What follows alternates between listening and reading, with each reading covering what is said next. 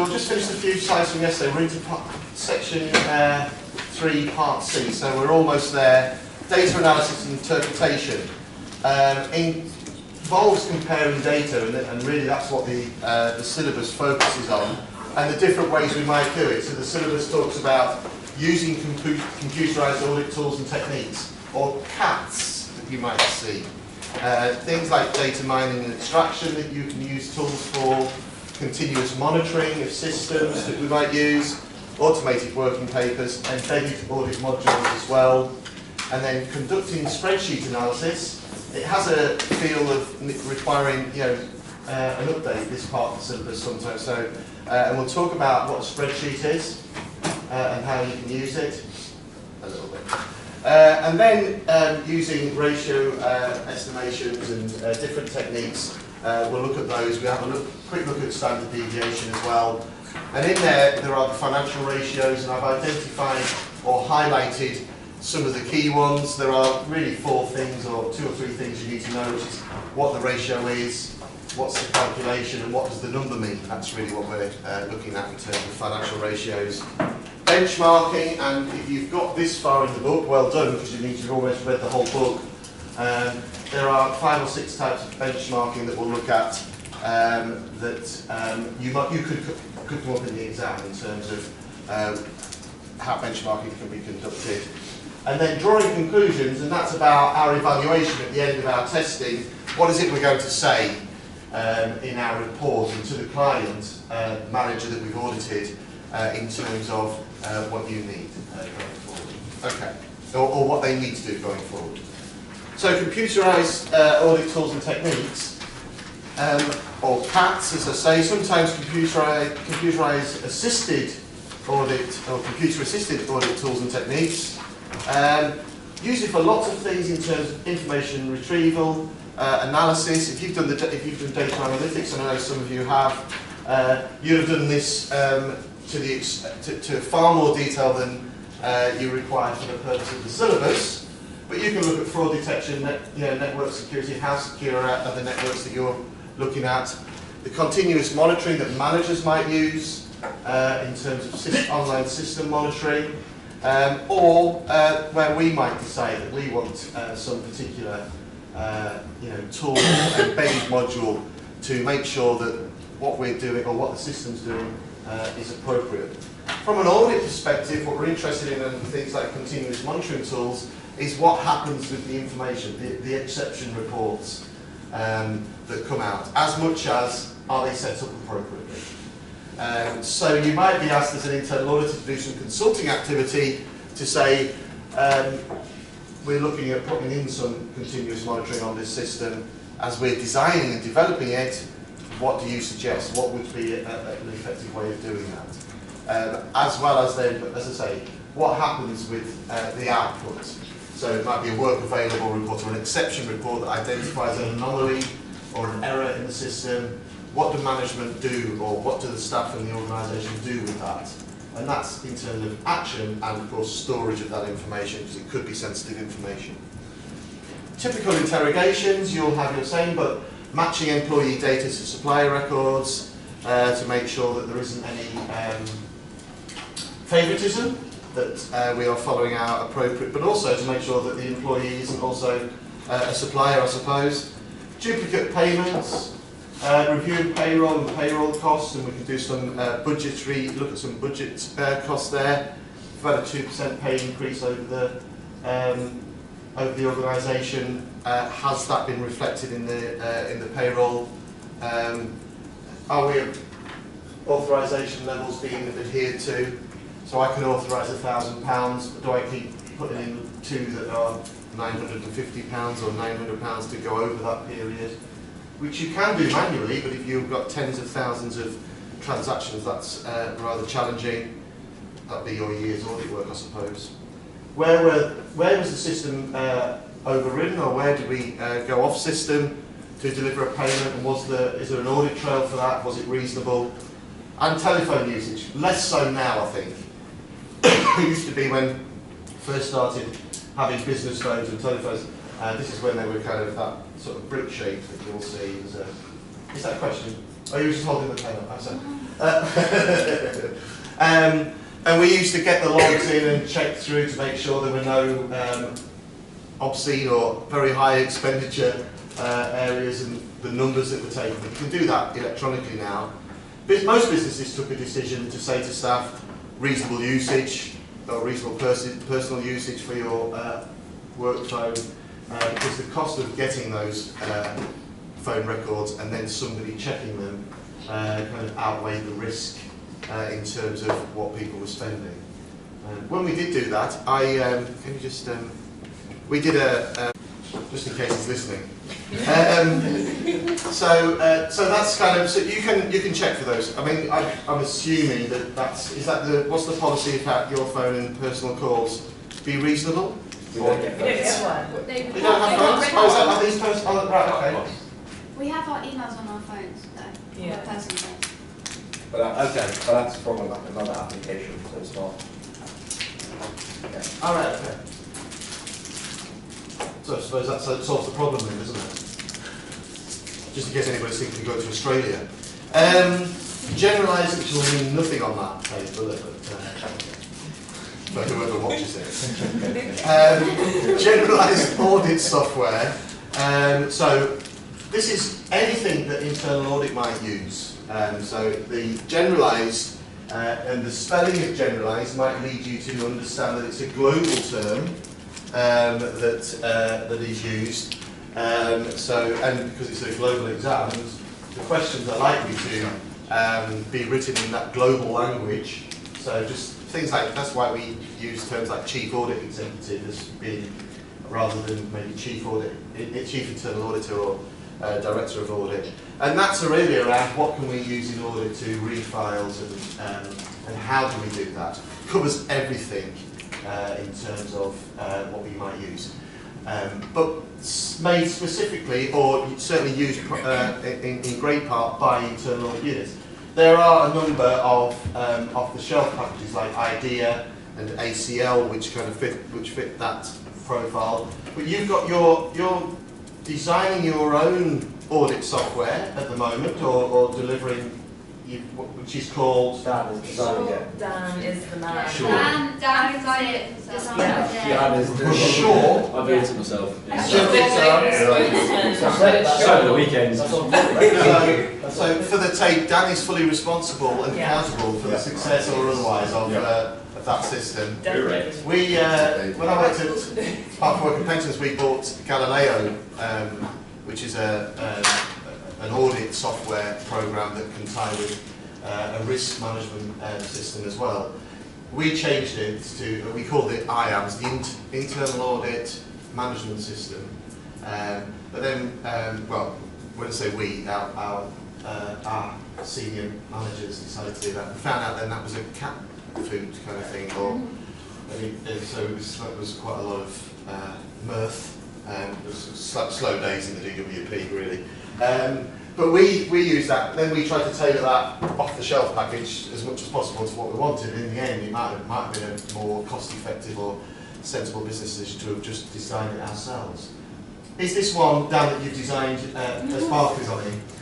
Is Barclays designed from scratch themselves, or have they bought this as a No, it's just like base? it's like a background company, and you sort of like work with them to design it to how you want. Okay. Like a platform you can sort of hit. So some components that are pretty standard across the board in terms of helping you It's more timekeeping and. So it'd be like it's not just an auditing tool, so it's just like a system that you can put on certain like different plugins and make it to what you want. So Right. into So will it it'll do your timesheets, you'll record your time there, will it produce your audit reports for you, we put your testing, storage system as well, so all of those, which is very similar to kind of the Galileo approach. And there's teammates that you'll see, productivity do a system as well, lots of different systems out. So it's Shaw, did you say? Ashore. Ashore. Just And the that's assurance. just- Assurance used to Right. that. Sorry? Oh, it's a bad name. Why the people? Basically, why the down people? to like BIA say like give us your name suggestion. And Yeah. do the shortlist, and that was the one that. You tried that then? There are better names, that's just like. Pick up. Mika. That's a good name for a... What, in Excel? No, sure. Okay, benefits. So IDEA will enable you to do a number of interrogations, for example. So will ACL, there are a couple of the interrogation packages that are on the market that I've got experience of. But you can use it for lots of different reasons. Examining records, read-only files, generally comparisons, calculations, etc. So for those who haven't been on the data analytics team yet and get the opportunity, you've got your colleagues here who can give you far more granular information about how that works in Barclays. So G, you can do an hour after lunch if you don't mind and talk about that. Yeah, I'll use him. He's the current one. Oh, Euven's the expert, is he? Yeah, he's the Okay. Yeah, I said that nicely for the tape as well, you see. So, obstacles, reluctance to take on new software. That never happens in internal audit, of course. We look forward to the challenge of the new system. But we do know who to blame if it doesn't work as well as it could. Or if you're working on a Friday afternoon and you lose all that information that you've uploaded to the system, ring down. So embedded audit modules as well run alongside or along with the software that operates in a system. And the idea is that the word audit there doesn't necessarily mean internal audit. It's what we want first and foremost is for management to use that information. So it's a management tool that internal audit, as I said before, will review and ensure that management have set it up correctly, chosen the correct parameters, and also are doing something with the information that they receive when they come out. And that's the kind of key bit as far as internal audit is concerned. What do you do when you identify that there is an issue? Well, we'll just put it that big part over there. Isn't really the answer that you want. That's where we'd make a recommendation or tell them they have to do something. Okay, so that was it. So just in case there's a tube strike tomorrow, okay, welcome back.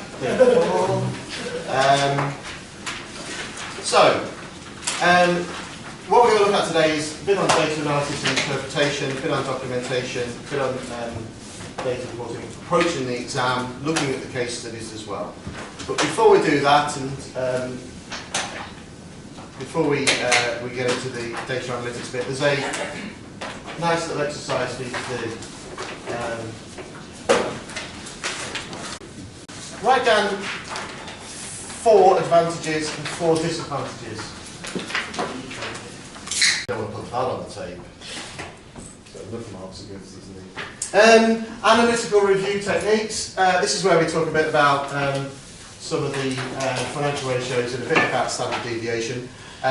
Used at different phases, generally certainly in our testing phase, but the analytical review techniques you might use as well, and you might do some analytics in terms of presenting how well we're doing, some very basic figures in terms of percentages of audits that have been completed in a period of time, average number of days, and those are very basic calculations in lots of ways, up to more sophisticated ones. Certainly the exam won't go to the extreme of, or to the level of sophistication that you'll be doing some of your data analytical work. What types of things might we find by using analytical procedures? What are some conditions that the internal auditor might discover? What might we find using data analytics? Right, so just why don't you write down, should we just say 6? 4. 1. Terminology, mean, mode, median. I'm assuming, is anybody not kind of reasonably comfortable with basic maths and sort of, not basic maths, but sort of, because that's really what's required here. Well, then the slides will be perfect for you. Talk to us about standard deviation, bell curves. Your book, page 234, is around where we're looking at here. The interesting thing is it has a phrase in there which is really useful, which says you won't need to write the formula for standard deviation, but it is useful to be able to recognise it. So for example, if you were getting a multiple choice question around standard deviation, it might talk about percentages, or it might actually give you a picture that says, you know, what might be on a normal distribution. But actually, the question around which of the following formula is the formula for standard deviation is quite a good one to ask. Thinking from, if I was the examiner, that's the type of question that I might want to put together. The normal distribution in terms of bell curve. What are the percentages? Standard deviation.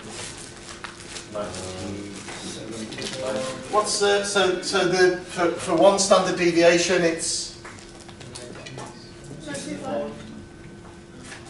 68.2. And the next one generally is 13.6. So times by 2, which is 27.2, and that's when you get to 2 standard deviations. Is generally about 94 point something, isn't it? 2.1, 0.1 as you go across. You're all okay with that sort of distribution in terms of how that works, the plus and minus in terms of the curve? I put an example on, which when I read this means that I'm in the 0.1 bracket or beyond, but never mind. That's because I keep having the large Max grill at the Wetherspoons next to the hotel. But so there's an example of what that might mean. But the concepts of the wider range from tail to tail, the larger the standard deviation of the data, of the values in the data set that you have is kind of the level that the examiner would expect and sort of the level that you would know. You will have maths and economics experts in the room who will be more than willing and happy to take you through the formula. So if you genuinely are a bit concerned about that particular area, bear in mind you've probably got a maths degree or something, Zara. So, but how do they use it? And there are a number of charts in the book which talk. I've just picked out one, the control chart, in terms of the outliers. So where might I decide that I focus my audit attention? So the practical uses of, and how you might have your natural variation or your normal distribution, and you have outliers. Now, on a very basic example like that, you don't necessarily need the bell curve to show you that there are outliers outside of your normal limits, your upper control, your lower control limits. But that's where I might focus my attention, particularly if I expect it to be a quite tight deep, variation in terms of the values in the data set. Other things we might do, we'll mention these as part of what are the conditions question, things like variance analysis, trend analysis, comparisons that we might do going forward. For example, a variance analysis around kind of budgeted and actual might be, there's some significant differences. I mean, my view on the graph here would be, it doesn't seem that we ever get our budget and actual correct, apart from at that point. So there might be some issues in terms of how the organisation are budgeting for expenditure or for production, or whichever it might be going forward. But there are certainly areas that have got wide variations or wide differences in terms of budget and actual. What's the reason for that? A bit like the complaints for the charity that we had, it might be that we want to focus on those first. So how do we do that? In terms of the financial ratios, I mentioned there are kind of 3 things that you need. What are the ratios? How do you perform the calculation? So what is the formula for the ratio? What does the number mean? And is that what it means in line with what you expect for the organisation? So, and I've just picked out a few of the most common ones from the examiner's perspective. There are quite a lot more in the book.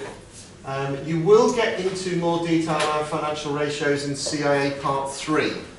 But the questions, as I say, for Part 1 are more around an awareness of the ratio. So knowing the ratio, what it means, what does the number signify, represent in terms of the result. In CIA Part 3 you'll cover a wider range of the financial ratios as well, which is something to look forward to or not, depending on your perspective.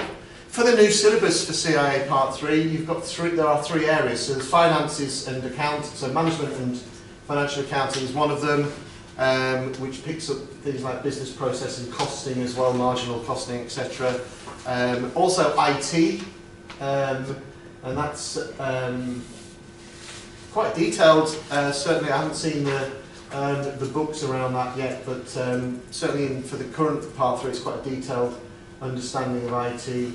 And then business acumen, which is linked to things like management and leadership and providing insight to the organisation. So, but it used to be, and the current CIA syllabus is 8 areas that you would cover. So they've streamlined and moved some of those areas into other CIA Part 1, CIA Part 2. Okay, so the various ratios. Put a couple of worked examples in there, but your book has quite a lot of detail around there. So what do they represent, and what is it telling me? Do I need to do further audit work? Is our perspective from certainly from an audit perspective. In terms of the non-financial ratios, obviously there might be some measures, and that's where we might think about achievement of objectives, achievement of key risks, how that works. What are they telling me? So key performance indicators that don't relate to the financial aspects of organisations, around individuals' performance or functional performance as well. We've extracted a few of the key financial terms that are useful to know as you go through the book, just as a summary of, which will hold you in good stead for Part 1 and the new Part 3 as well. Again, most of those you'll be aware of and understand, but just in case there's one or two bits of terminology. And the terminology that IIA Global would use as well, which might be slightly different to what you would use going forward. Okay? Shall I keep going? Benchmarking was another one I mentioned, and benchmarking in terms of comparing ourselves with other bits of the same organisation, similar organisations, competitors, functions in one organisation against functions in another organisation, different industry, a whole range of different ones, but usually comparisons with similar organisations or similar functions within organisations. Comparing against best practice, so you may be the best practice that people are, organisation that people are comparing against. Certainly in competitive markets, it's increasingly popular. What's one of the challenges around benchmarking against your competitors, or what are the challenges around benchmarking against your competitors?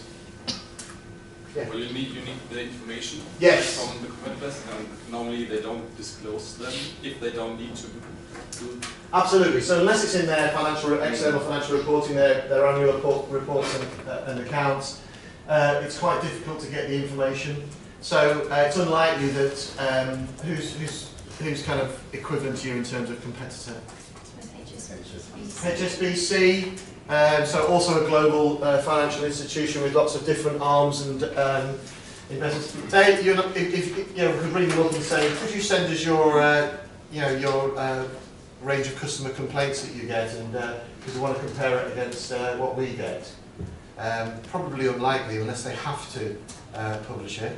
Quite a lot is published now on internet sites anyway, and there might be some work that the regulator's done in particular areas that you could use to compare. But certainly the volunteering of that information is quite challenging. When working in central government and when the Treasury, for example, wanted to compare costs against different government departments, that was still quite challenging to get the information in the form that was usable and therefore comparable. But that's the idea behind it. More increasingly is, okay, I've got 10 different audit teams. Why is one audit team delivering everything and making incredible change in a particular area, and why is this team not doing that? Is that about efficiency, effective use of resources, or the way that we're operating, or is it the climate within which they're operating? So there are always reasons behind. So quite a detailed analysis often required, rather than that kind of, well, they delivered 15 each and you only delivered 5 each. Yeah, but ours are more difficult, which is probably not what the the other team will probably able to. Yeah, so that can be quite a difficult one as well. But getting the information is one of the biggest challenges, certainly. Looking for new practices, it may be that there's a different way of working or a different approach that organisations are taking, and might be something we can introduce. For example, we're going to introduce a new audit information and management system, because that will make us more efficient and effective, or it will make us more uniform, and there'll be some rationale behind that. And our competitors or other similar organisations are using that tool. So, and it's a selling point for the organisation who are selling the tool, but actually it means that you might have the opportunity to make some comparisons as well. And then that comparison, if another part of the business is doing something more efficiently or in a better way than you are, we might adopt those if that works for us. So it gives a range of options for us. Also can be a health check in terms of making, we're actually really good. We've compared ourselves against similar organisations or similar functions, and we're delivering the better service, or the best service that we possibly can as we go forward. And that could be a comparison of qualifications that our people have, or the training that we do. How effective is our induction training against induction training of other organisations? So everybody knows the core, the core values, the way that we work, what we expect from how we deliver the business.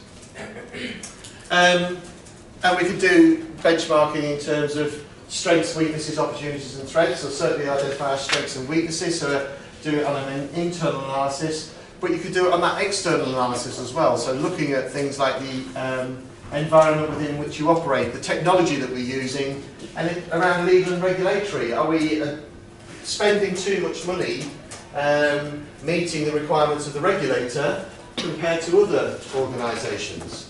And there are listed in your book, and this is just kind of the table taken out of the book in terms of a range of the terminology that might be used around benchmarking as well. That's an asterisk slide. So just to, you don't need to memorise the book, but there are certain parts of it that are very likely to come up, and a question around benchmarking, which of these is, or the other way around. Choose one of the following that aligns with this comment, this statement. In terms of documentation and working papers, developing working papers, so we're talking about anything to do with the delivery of our audit. So that will be different, slightly different. There'll be some core documents, you might call them the same, slightly different than I would call them. Going forward, so you might call it terms of reference or an engagement plan or your audit memo. Your test strategy might be an engagement work programme or something slightly different, but there are a range of working papers, and the syllabus just says develop work papers, so it talks about the types of working papers that you might have. Now what would be really ideal is if you did exercise 18. Doing something.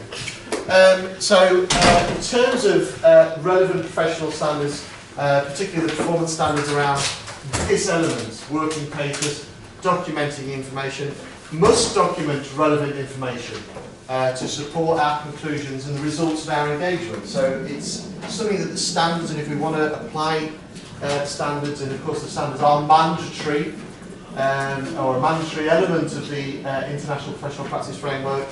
But also then talks about controlling access to records. You'll see that in .A1. We said that the A stands for assurance, so if it's assurance files, that's what the A stands for. .C would be for consulting activity. And .C here, so must develop policies governing custody and retention of documents relating to consulting activity. But there might not be a report for a consultant.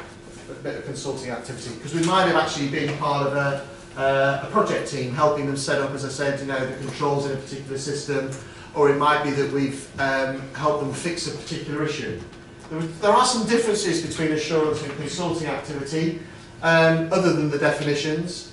So in terms of my purpose, authority and responsibility, or my, you know, where I get the authority from, yes, I have it in the charter for both. So the charter will say that I've got the authority to deliver assurance, and if I do consulting activity, but the day-to-day authority for that, for consulting activity, comes from the manager or director who's asked me to do that work, and that's where that authority comes from at the next level. My reporting is different. We talk about consulting activity having two main partners, or two main elements in terms of that, or you know, who's working on it. That's the internal audit unit and the manager themselves. Whereas for assurance work, there's a third element, which is the audit committee. So the audit committee are interested in what we do. So that's important. That's a difference. The objective of or the purpose of an assurance piece of work is to provide an independent opinion, assurance opinion over what we think in terms of the risk management, control and governance in that particular area. Whereas we talk about a consulting activity designed to provide a workable solution. So to fix something, or to design something, or to help with something that the organisation or part of the organisation are struggling with. So there are differences in that respect. But the scope of what we do as an assurance activity, we decide what we're looking at, and whereas the scope of a consulting activity, generally the manager has the lead on that, because they know what it is that they want from internal audit. Does that make sense? So that you can see there are some differences as we go forward.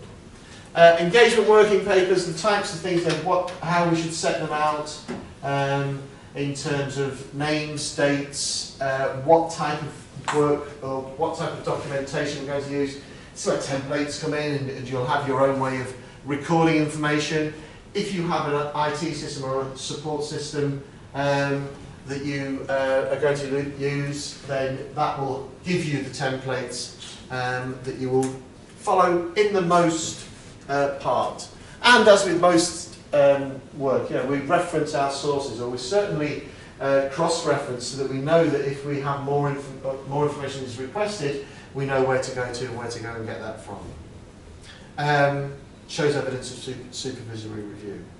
We used to do, probably still is, but we used to have a current audit file, permanent audit file terminology, and the current audit file generally is the audit I'm working on and all of the documents that are helping me, you know, reach those conclusions and recommendations that I'm going to make based on the evidence that I've collected, and I'm storing that in a particular way. So there may be a range of different documents that you will keep as part of your current audit file.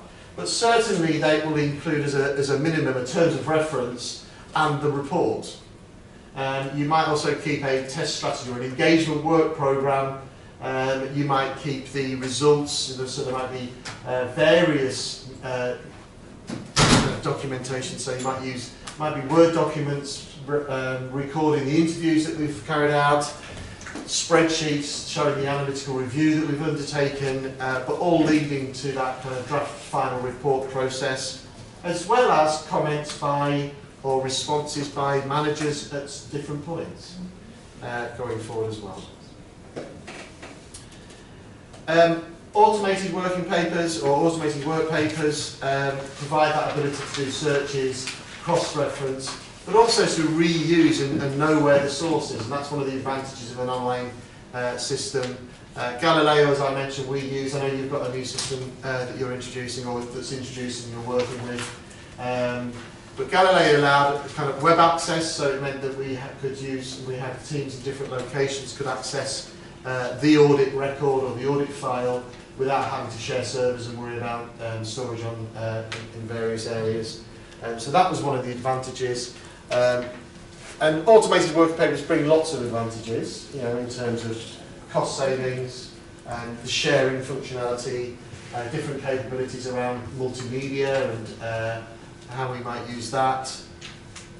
consistency because of templates, but also drawbacks because they can be expensive to buy. You're training people, and there might be that monitoring to make sure people are following the system, filling the system as they should to do, and there may be a transitional period that you undertake to make sure that you've got everybody on the same page. But what you then want is an expert that you can who you can go to, who knows all about the system, and if there are any issues or challenges that you've got, Dan is the person to ask. Storage sometimes, and not so much now in terms of how storage is, but you will have different retention requirements for different documentation. So the generic data retention periods are 3 years for normal audits, 7 years for something that is commercially related or legal, regulatory related. Your regulators might determine different lengths of time. I did some work for the European Social Fund, and they wanted those records kept for 20 years, which was not sure what will happen if we ever exit the European Union. But, well, I've got some fears, but anyway, we'll see what. So there are advantages and there are some drawbacks as well. Engagement supervision, what we're looking at is appropriate supervision, and the standards talk about supervision at various points. And I think we've talked about that kind of review point checklist as you go through for individual engagements. But also, one of the things that your external quality assessment will look at is that you have a programme of engagement supervision that is adhered to. You might have a quality team or a team within your audit team or your audit unit who will go and look and will do some quality reviews of the work that has been performed. And one of the things that, when I did that, I like to look for is the timing of those sign-offs to make sure that the supervisor had done that at the time that was, would actually be meaningful. So rather than all at the end, oh yeah, I forgot to do the review points on the system, so I'll sign them off. That's always something quite interesting to look for. Okay, that's the supervision bit. The last part is data reporting, and this picks out a part of the process. I've put one or two extra bits in just in case there's a question on it, but the syllabus talks about reporting test results to the auditor in charge, which is terminology for senior auditor or your supervisor, and then delivering, kind of our initial evaluations about what we think we're going to say in the report. There are a number of ways that can be done, and talk about some range of the options available. It may be that as part of that process you decide to just complete your control risk matrix or your risk and control matrix that we talked about. It may be a verbal update at a meeting, but generally that's got some kind of documentation. What happens at the end of your audit when you've done your field work? Do you have a, what do you do? High five? Yeah, it's like reporting phase, you sort of discuss issues and whatnot with the... And will you provide some documentary kind of support to that? Is there a template to fill in, or is Or issues. Yeah, it's an issues template. an issues template? And then there's an audit report. Yes. So your issues template, what's in? I know issues will be on there. It's like the issue, the context, the root cause, and then on the other side is like the management actions to mitigate it. Which they're meant to populate. Yeah. So a bit like that control risk matrix with but slightly different kind of emphasis in terms of the issues. Yeah. But the management action plan that I would see in a report would have, would have risk controls requirement or recommendation, and then there's a column for managers to say, this is what I'm going to do about it. So that was where your issues would be managed to say, this is what I'm going to do, or this is what somebody's going to do to address it. I don't think management actions is in the report, is it? But they're attached. Yeah, they're attached, as issues. They're attached to the report? Yeah, there's Yes. So there is a, I mean, it's more for CIA Part 2 in terms of doing engagements when you go through the actual process of. But so that's an option. But meeting with senior auditor or the auditor in charge. The auditor in charge might be the terminology, is likely to be the terminology you'll see if there is a question about that. So that is your senior auditor or your supervising auditor, maybe your audit manager who's running the engagement going forward. Using interim reports. Do you use interim reports at all? Generally used for, we've found something really significant that I don't want to wait until the end of the audit for, so I want to report to manager, and it might be a very short, kind of 1 or 2 pages. It could be an audit memo or even an email, so raising that issue because we've identified... The whole way through. Yeah, so that's really that kind of, oh, you said that yesterday in terms of there's a constant update or a regular update. Is that programmed in terms of we'll do that every Friday at 10 o'clock? Yeah. So that's really what you're doing in terms of communicating interim. So that's your process. So think of it from that's not involved, but that's not the bit. So we've identified something that can't wait until Friday or that time. So we're going to report it. So generally, if it's so significant, it might indicate that maybe that bit of the organisation wouldn't be delivering anything at that point anyway. It might be indication of fraud or potential fraud. There might be some red flags we've identified, and you can update that verbally. You can do that through an audit memo. Emails an option. Some of the ones on that previous slide that we talk about. The other way you might use an interim report or interim reporting would be it's a long period. So I'm working with alongside a project, so it might be a bit like checkpoint kind of work where I'm updating on a regular basis or an agreed basis. It's a 6-month audit, so I've agreed that at the end of each month I will produce something in terms of a summary of my findings in writing. We're kind of heading towards this now, so with the new tool. Right. So what we used to do, send out these audit scope memos that had everything, this is what we'll be testing. Because now the idea is to send them out like iteratively, so be like, okay, I've got one control objective ready for testing. So Okay. you say, I'll be testing this. And you can start testing that whilst developing your next one. So you develop that one and say, okay, I'm now also adding this to this sort of thing. So that's like the change in scope bit is Yes. we're trying to get more to that like agile approach that as soon as one bit's ready to start working on it whilst you develop the rest and it all just flows through until Okay. yeah.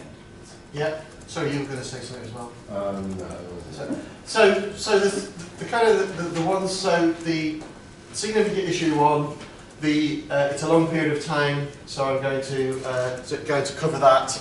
But the idea is that, or it might be we've changed the scope, which is slightly different. So that's kind of the fourth way in a sense. So we've started doing some work and we've identified actually, even though we did our planning appropriately, honestly, and we've found something as we've started to test. We might decide to spend more time there, so we might actually go back with a revised audit scoping memo or revised engagement plan to say to the client, we're not going to do what we said originally, we're going to focus more in this particular area.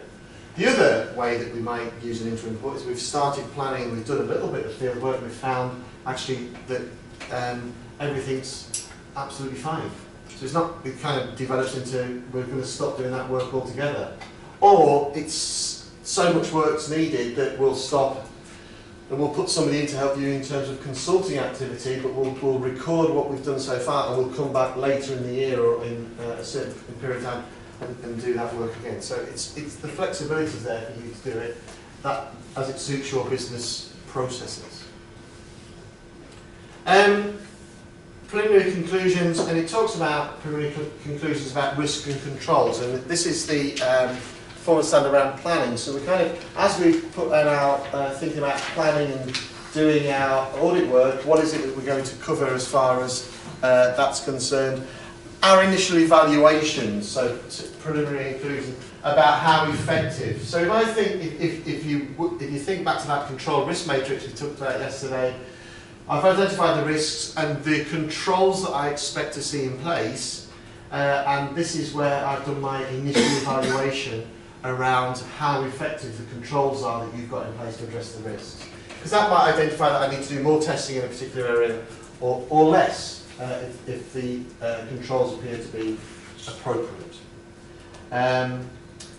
Bit on delivering opinions and the way that we deliver our overall opinions, taking into account what it is that we found, thinking about lots of issues around what is it we're trying to give, making sure it's clear on what we're providing the opinion over.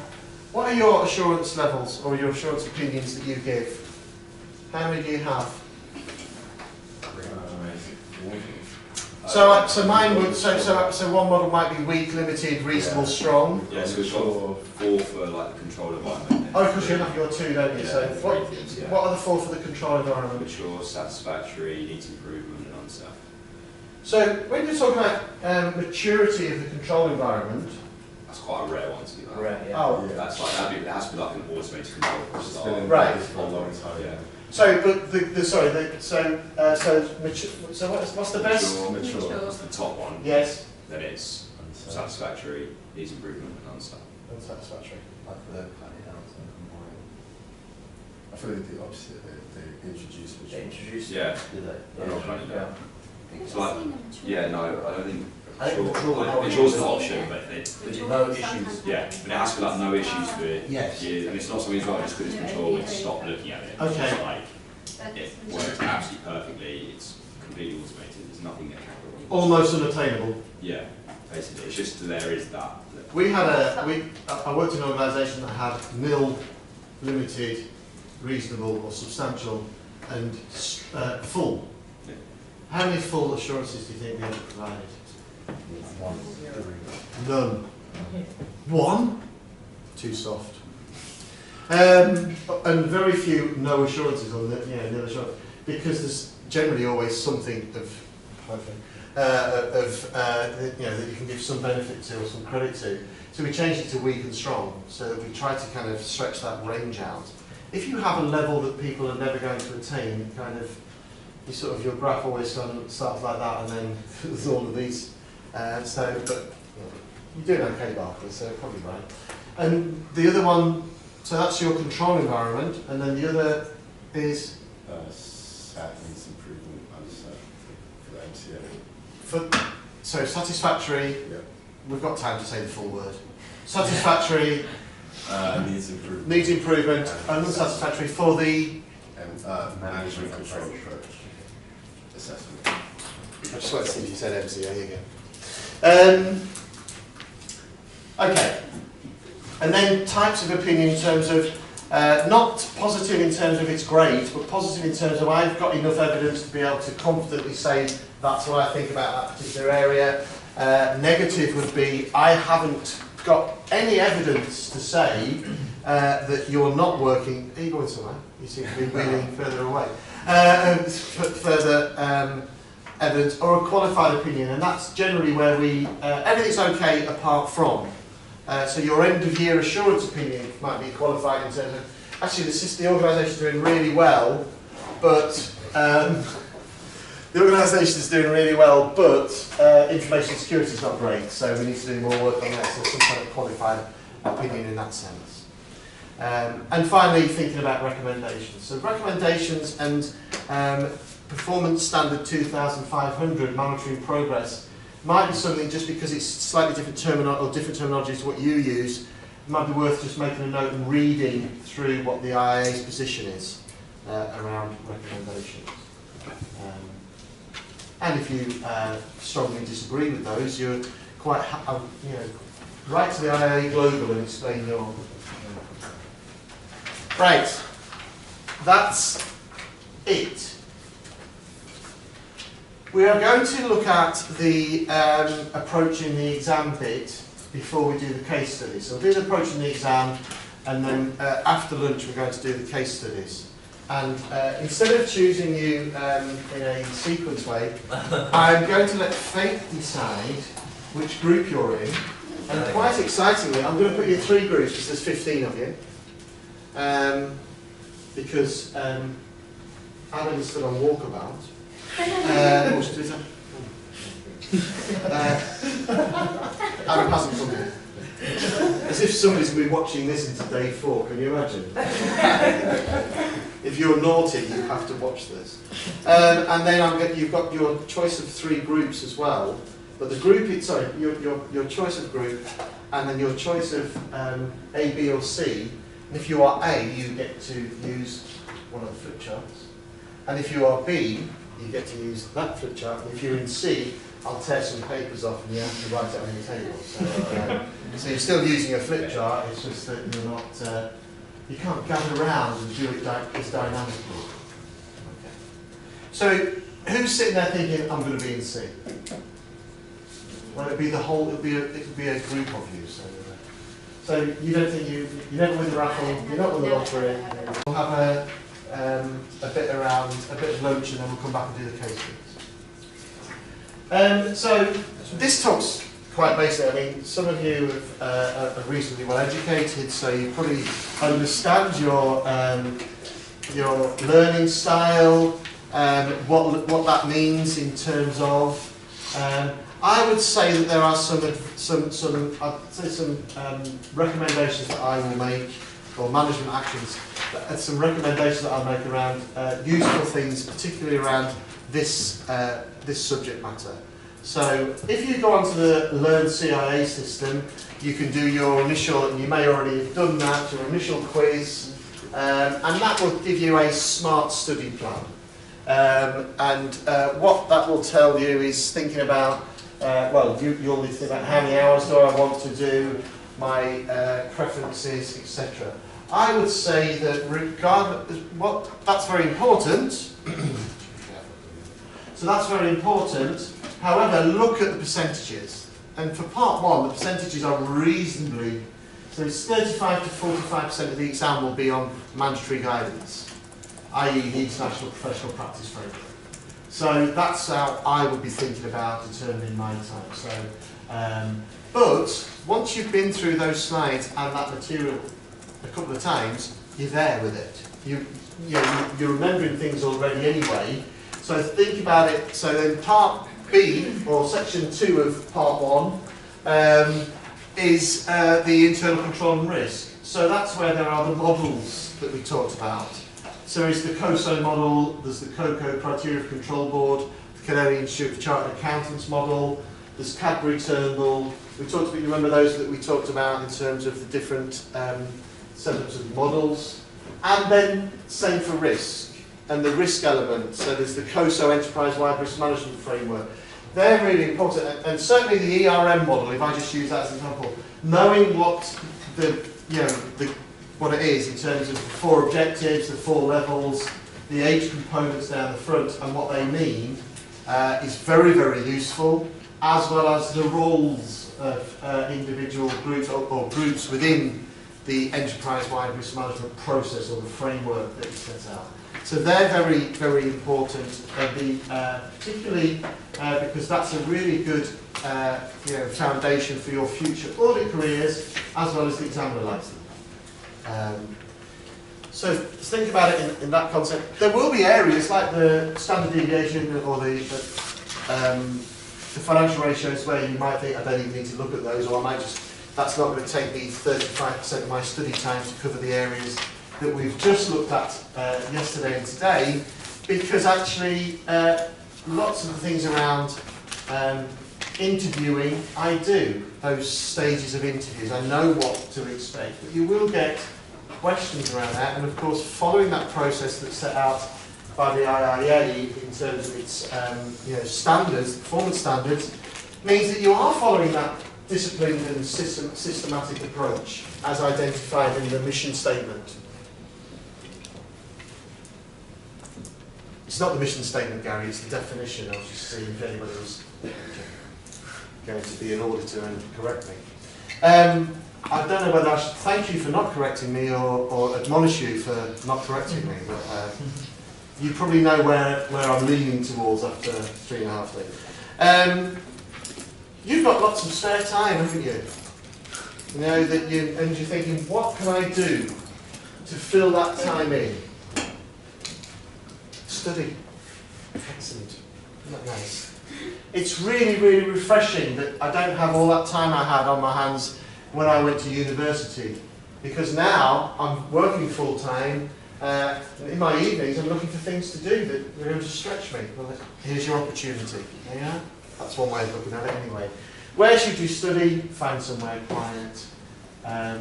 I would recommend the DLR from Tower Gateway to Westbury. There's nobody on it. There were 4 people on it today. 1,000 people got off and 4 people got on. Very pleasant. But unfortunately that's only about 15 minutes. You're probably going to learn one of the attribute standards in that time. But on the system, on the Learn CIA system, there are some, you can download the material now to iPads, etc. But the cards, the flashcards are really quite useful, particularly, as I know you do, if you travel quite a bit for work. Once you've checked what your friends had for breakfast, they've sent you a picture of it, and you've made sure that Donald Trump hasn't done anything else that we might all regret, then look at the flashcards, because it has some of the key, particularly for part 1, the key aspects. So they are useful. Although you are not allowed to print off your boarding passes at work, certainly I'm sure printing the flashcards off. It's about a car like that. I don't know, has everybody printed them off, or you can download them now? That's right, Portia, you can download them, can't you? So you might just decide to download them. Sorry, yes, as one of you has pointed out, I am quite old, so I do like a bit of paper on my hand. But certainly you can download them or print them off. But they are really useful to go through. If you and the added advantage of printing them off is nobody sits next to you. You will have a seat next to you empty because they'll think you're an internal auditor. Where should you focus? Well, you'll know, but those areas most heavily weighted in the exam. For part 1, learn that and what the definitions are. So if you're going to memorise anything, memorise the mission, the definition, the 8 core principles. There are 10 core principles, the elements of the code of ethics, and then not memorise but certainly know the flow of the standards and look at the wording of the standards, because that's really useful. And we picked out 2 or 3 of them. As you go through, you'll see models of 3 and 4 that are really useful for you to think about. I should also say that you should be thinking about the level at which you will be examined.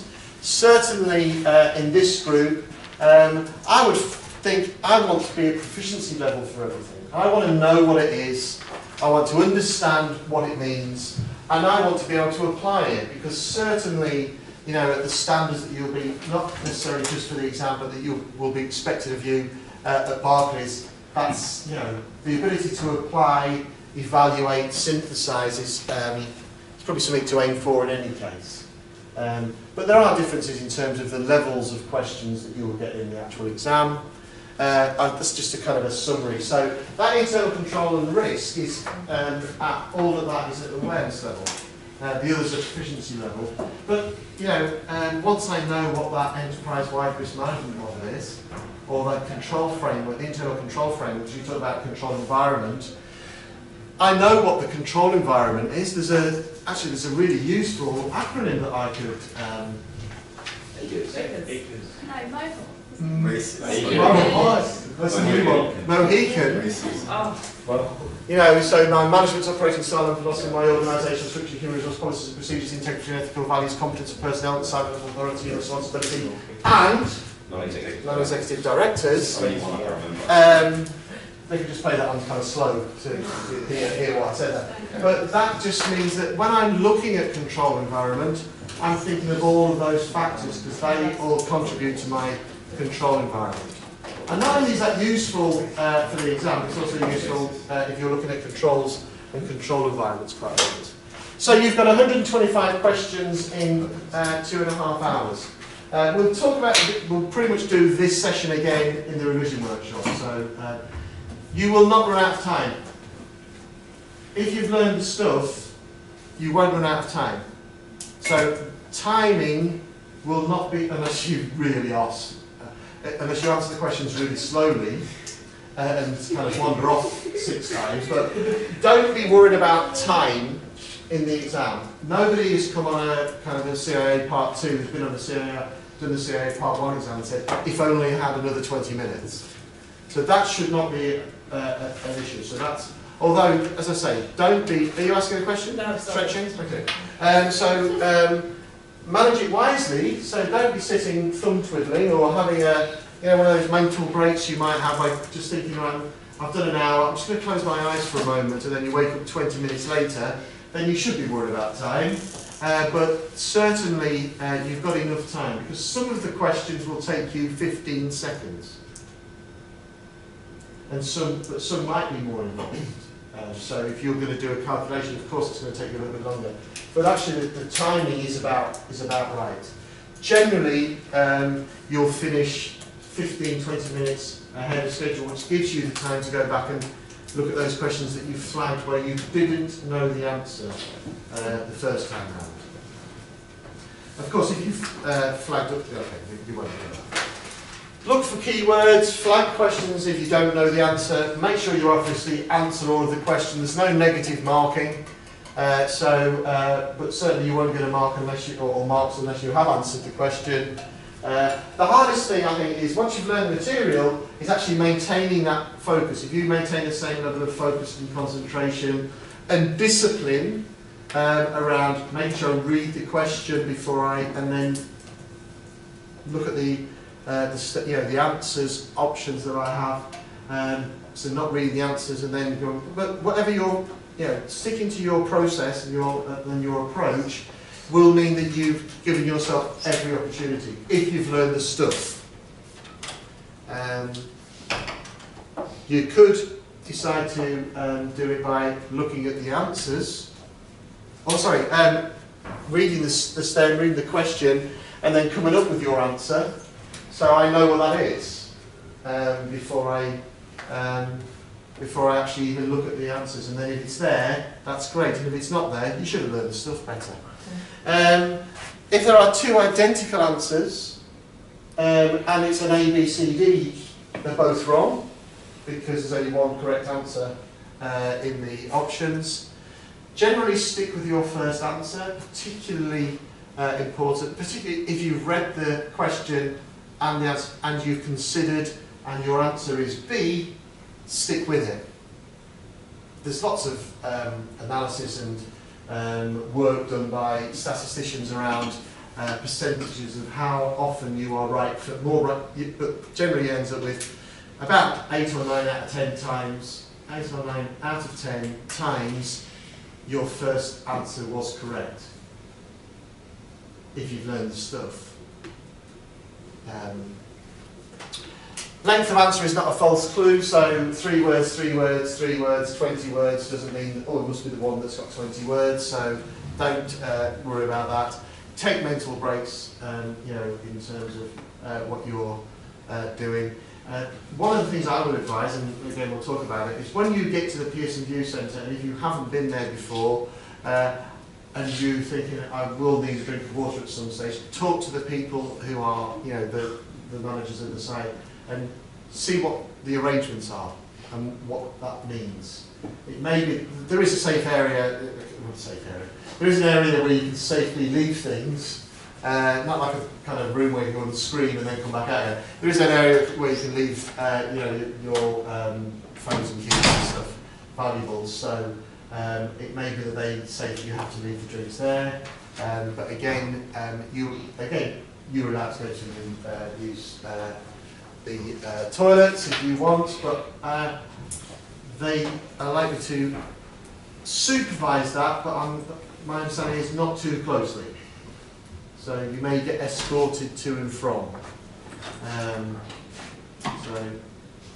See how you go. But if you haven't had a drink, then you probably don't need to. Okay, that's it in terms of kind of any questions around the exam or studying. What I'm expecting before you get to the revision workshop is you to have read the book and to have made your notes and to run through the slides. But actually what I would do is read the book with the slides next to them, and if there's anything to add that we haven't covered, that you haven't heard, then that's useful. And I would have read the International Professional Practice Framework document through from cover to cover 5 times. At the revision workshop, we will go through the syllabus again, but instead of talking about this means this, you will be writing what you know of the definitions of different things to make sure that, so we can get an idea of how well you know the stuff. The syllabus is the syllabus. We'll talk about the key elements again that we've talked about, but in 2 days. And then what we'll do as well, we'll then look at some of the different questions and where the questions are on the different systems to make sure that you've got every question possible going forward. At the revision workshop as well, at the end of the revision workshop, it'd be really useful if you could identify that any particular areas that you might want to raise at the Q&A. Not because I'm a bit worried that you might catch me out, but that's fine, you can try and do that, good luck. But then I might, if there's something I can prepare in advance, free of charge, then I will do it. Okay? Lunchtime? Yes?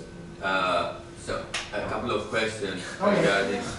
No, it's not. No, it's okay.